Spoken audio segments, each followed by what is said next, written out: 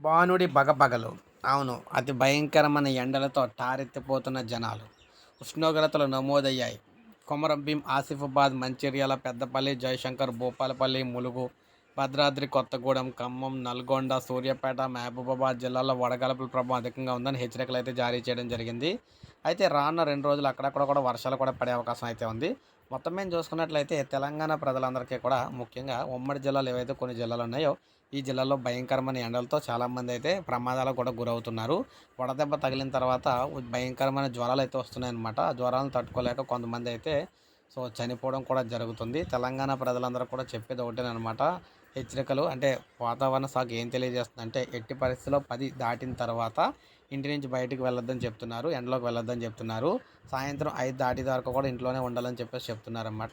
ఇది మనకి ఇక్కడ హెచ్చరికలు అయితే విడుదల చేయడం జరిగింది ప్రజలందరికీ. ఒక లైక్ చేయండి, అందరికీ తెలుస్తుంది. సబ్స్క్రైబ్ చేసుకోకపోతే మన ఛానల్ సబ్స్క్రైబ్ చేసుకొని ఫాలో అవుతారు.